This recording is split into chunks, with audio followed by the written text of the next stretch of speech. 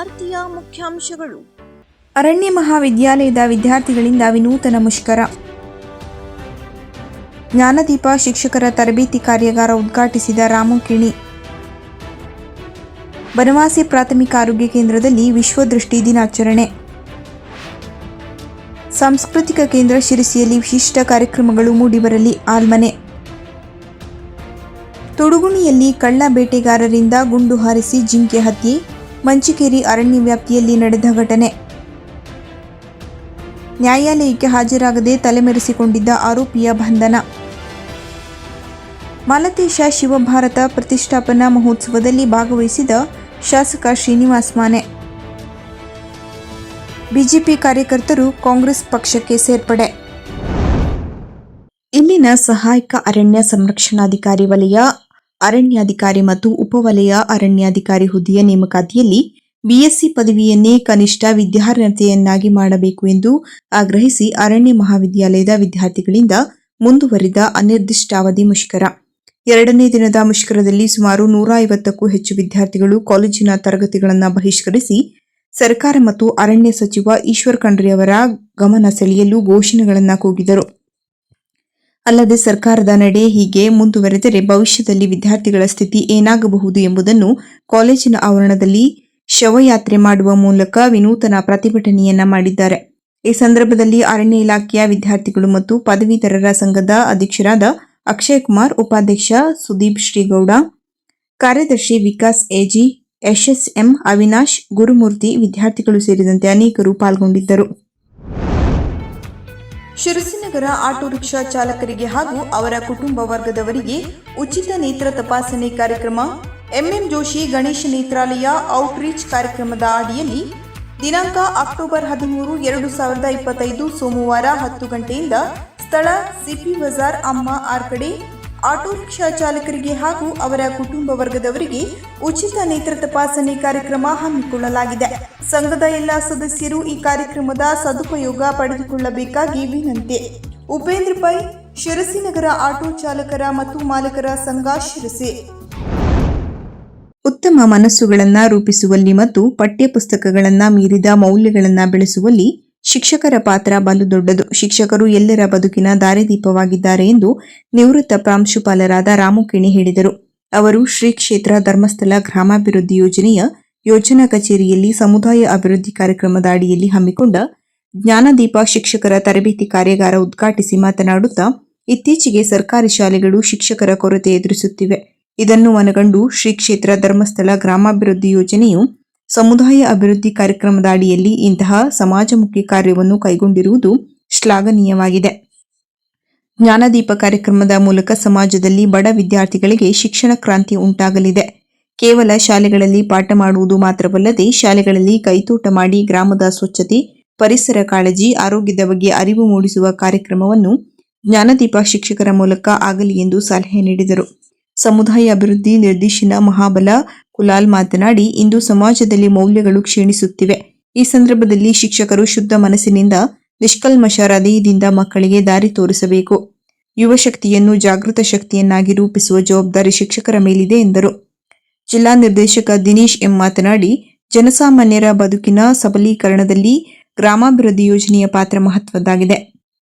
Doctor Veerendra ಹೆಗಡೆಯವರು ರಾಜ್ಯ ವ್ಯಾಪ್ತಿಯಲ್ಲಿ 1074 ಶಿಕ್ಷಕರನ್ನು ಗೌರವಧನದ ನೆಲೆಯಲ್ಲಿ ಜ್ಞಾನದೀಪ ಶಿಕ್ಷಕರ ನೇಮಕಾತಿ ಮಾಡುವ ಮೂಲಕ ಶಿಕ್ಷಣ ಕ್ಷೇತ್ರಕ್ಕೆ ಬಹುದೊಡ್ಡ ಕೊಡುಗೆ ನೀಡಿದ್ದಾರೆ ಎಂದರು.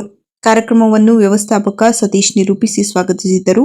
ಹಣಕಾಸು ಪ್ರಬಂಧಕಿ ರಶ್ಮಿಗೌಡ ವಂದಿಸಿದರು.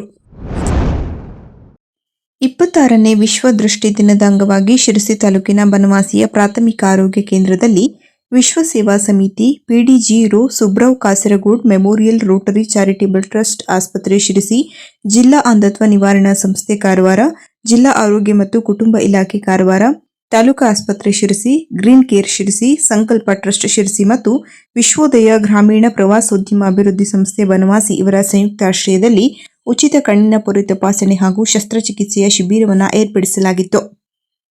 ಕಾರ್ಯಕ್ರಮದ ಅಧ್ಯಕ್ಷತೆಯನ್ನು ಪ್ರಾಥಮಿಕ ಆರೋಗ್ಯ ಕೇಂದ್ರದ ಆಡಳಿತ ವೈದ್ಯಾಧಿಕಾರಿಗಳಾಗಿರುವ ಡಾಕ್ಟರ್ ಜಯಶ್ರೀ ಹೆಗಡೆಯವರು ವಹಿಸಿದ್ದು, ಉದ್ಘಾಟಕರಾಗಿ ಶಿರಸಿ ತಾಲೂಕಿನ ಆರೋಗ್ಯಾಧಿಕಾರಿಗಳಾದ ಡಾಕ್ಟರ್ ಮಧುಕರ್ ಪಾಟೀಲ್ ಮತ್ತು ರೋಟರಿ ಆಸ್ಪತ್ರೆಯ ನೇತ್ರ ತಜ್ಞರಾದ ಶ್ರೀ ಡಾಕ್ಟರ್ ಎಜಿ ವಸ್ತ್ರದ ಅವರು ದೀಪ ಬೆಳಗಿಸಿ ಉದ್ಘಾಟಿಸಿದರು.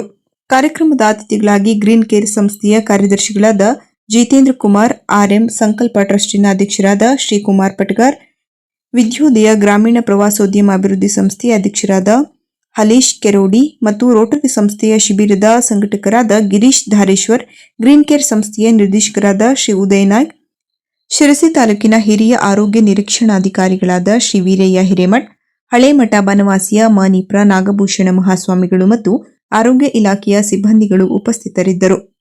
ಪ್ರಾಥಮಿಕ ಆರೋಗ್ಯ ಕೇಂದ್ರದ ಹಿರಿಯ ಪ್ರಾಥಮಿಕ ಸುರಕ್ಷಿತಾ ಅಧಿಕಾರಿ ಶ್ರೀಮತಿ ಕಲಾವತಿ ಎಚ್ ನಾಯ್ಕ್, ಆಶಾ ಕಾರ್ಯಕರ್ತರು ಮತ್ತು ರೋಟರಿ ಆಸ್ಪತ್ರೆಯ ಸಿಬ್ಬಂದಿಗಳು, ಗ್ರೀನ್ ಕೇರ್ ಸಂಸ್ಥೆಯ ಕಚೇರಿ ನಿರ್ವಹಣಾಧಿಕಾರಿಯಾದ ಶ್ರೀಮತಿ ಅಫ್ಸಾನಾ ಉಪಸ್ಥಿತರಿದ್ದರು.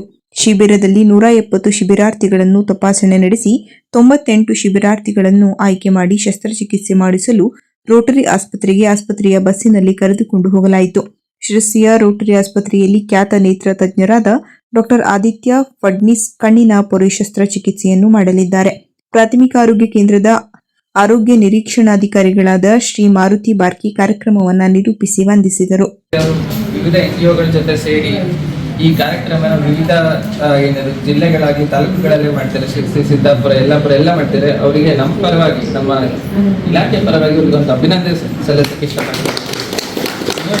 ಅವ್ರು ಮಾಡಲಿ ಈ ಥರ ಕಾರ್ಯಕ್ರಮ. ಯಾಕಂದರೆ ನಮ್ಮಲ್ಲಿ ಈಗ ಟ್ರಾನ್ಸ್ಫರ್ ಕೌನ್ಸಿಲಿಂಗ್ ನಡೆದ ನಂತರ ನಮ್ಮಲ್ಲಿ ಈಗ ಕಣ್ಣಿನ ಡಾಕ್ಟರ್ ಯಾರೂ ಇಲ್ಲ ತಾಲೂಕು ಆಸ್ಪತ್ರೆಯಲ್ಲಿ.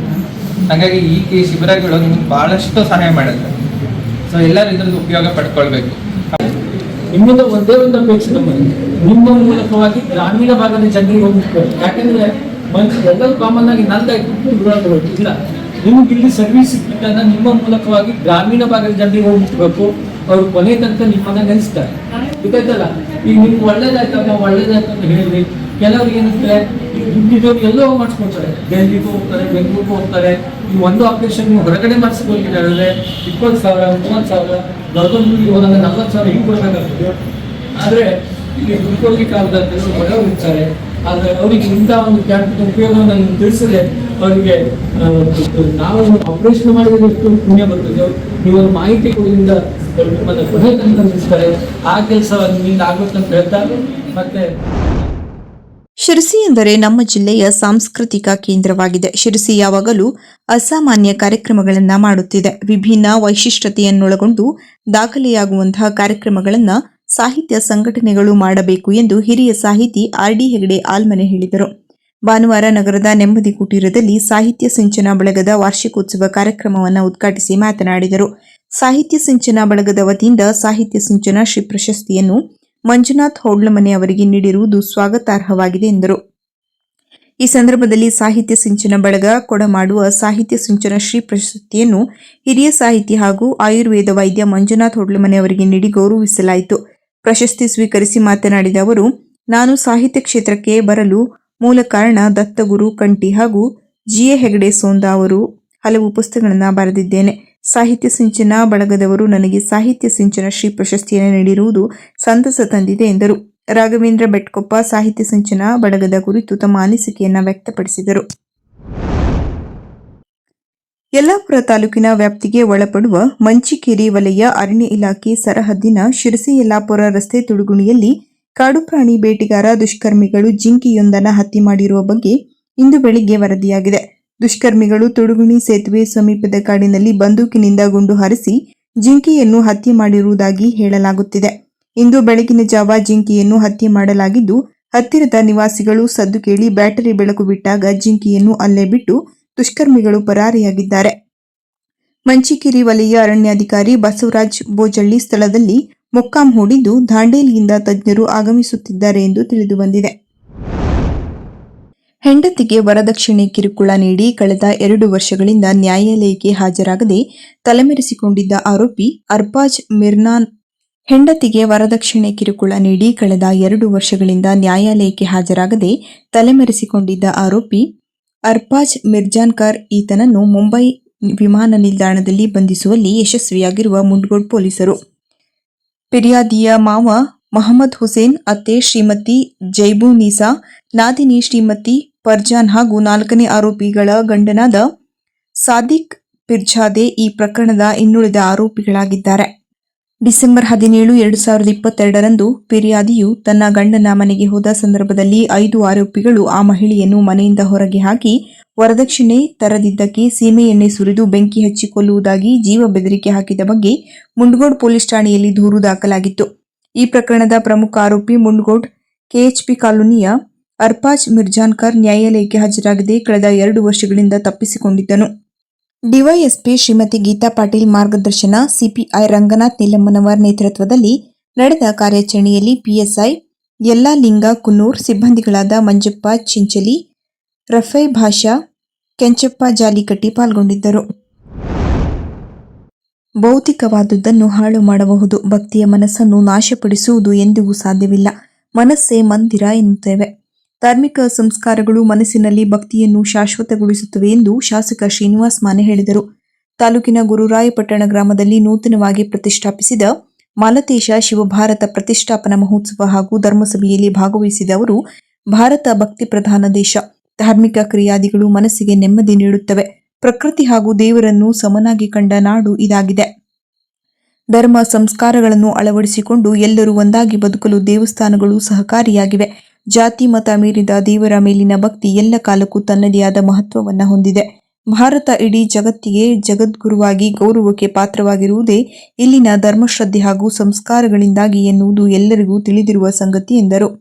ಇದಕ್ಕೂ ಮೊದಲು ಶಿವಭಾರತ ಪ್ರತಿಷ್ಠಾಪನೆಯ ಅಂಗವಾಗಿ ಅಭಿಷೇಕ, ಹೋಮ, ಹವನ ಸೇರಿದಂತೆ ನಾನಾ ಧಾರ್ಮಿಕ ಕಾರ್ಯಕ್ರಮಗಳು, ಪೂಜಾ ವಿಧಿವಿಧಾನಗಳು ನೆರವೇರಿದವು. ವಿವಿಧ ಸಾಂಸ್ಕೃತಿಕ ಕಾರ್ಯಕ್ರಮಗಳು ಮನಸೆಳೆದವು. ತಾಲೂಕು ಪಂಚಾಯತ್ ಕೆಡಿಪಿ ಸದಸ್ಯ ರಾಜೇಶ್ ಚೌಹಾಣ್, ಪ್ರಮುಖರಾದ ಚೆನ್ನಪ್ಪ ರಾಠೋಡ್, ಹೊಳಿಯಪ್ಪ ಚೌಹಾಣ್, ತುಕ್ಕಪ್ಪ ಚೌಹಾಣ್, ಶಿವಾಜಿ ಲಮಾಣಿ, ಗೇಮಣ್ಣ ಲಮಾಣಿ, ಚಂದ್ರು ಲಮಾಣಿ, ರವಿ ಲಮಾಣಿ, ಸೋಮಲಪ್ಪ ಲಮಾಣಿ, ಅಜಿತ್ ಚೌಹಾಣ್ ಸೇರಿದಂತೆ ಸದ್ಭಕ್ತ ಮಂಡಳಿ ಸದಸ್ಯರು, ಗ್ರಾಮಸ್ಥರು ಈ ಸಂದರ್ಭದಲ್ಲಿ ಪಾಲ್ಗೊಂಡಿದ್ದರು.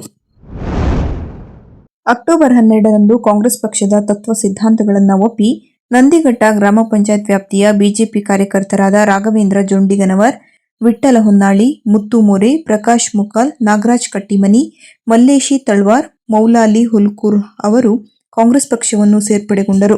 ಮಾಜಿ ಶಾಸಕರಾದ ವಿಎಸ್ ಪಾಟೀಲ್, ಬ್ಲಾಕ್ ಕಾಂಗ್ರೆಸ್ ಸಮಿತಿ ಅಧ್ಯಕ್ಷರಾದ ಕೃಷ್ಣ ಹಿರೇಹಳ್ಳಿ ಅವರು ಹಾಗೂ ಪಕ್ಷದ ಮುಖಂಡರು ಬಿಜೆಪಿ ಕಾರ್ಯಕರ್ತರಿಗೆ ಕಾಂಗ್ರೆಸ್ ಪಕ್ಷ ಶಾಲು ಹಾಕಿ ಪಕ್ಷ ಬರಮಾಡಿಕೊಂಡರು.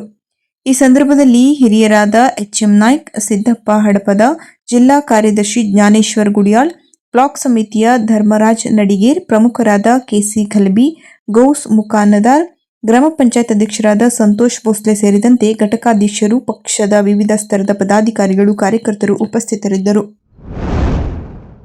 ಉತ್ತರ ಕನ್ನಡ ಜಿಲ್ಲಾ ಪತ್ರಿಕಾ ಮಂಡಳಿ 1974ರಿಂದ ನಡೆದು ಬಂದ ದಾರಿಯ ಸಮಗ್ರವಾದ ಮಾಹಿತಿ ಇರುವ ಸುವರ್ಣ ಪಥ ಸ್ಮರಣ ಸಂಚಿಕೆಯನ್ನು ಜೀವಜಲ ಕಾರ್ಯಪಡೆ ಅಧ್ಯಕ್ಷ ಶ್ರೀನಿವಾಸ್ ಹೆಬ್ಬಾರ್ ಹಾಗೂ ಸ್ಕೌಟ್ಸ್ ಮುಖ್ಯ ಕಾರ್ಯನಿರ್ವಾಹಕರಾದ ಡಾ ವೆಂಕಟೇಶ್ ನಾಯ್ಕ್ ಅವರು ನಗರದ ಪತ್ರಿಕಾ ಭವನದಲ್ಲಿ ಬಿಡುಗಡೆಗೊಳಿಸಿದರು.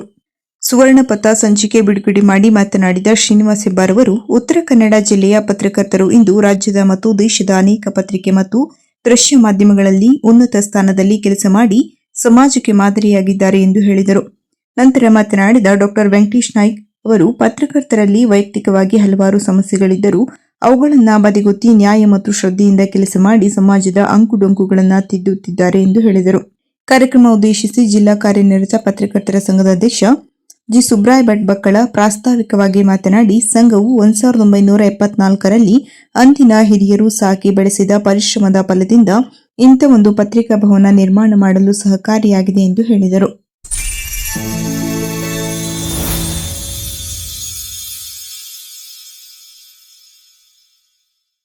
ಕದಂಬ ನ್ಯೂಸ್ ಫಸ್ಟ್, ನಿರ್ಭೀತಿಯಿಂದ ನಿಮ್ಮ ಪರವಾಗಿ.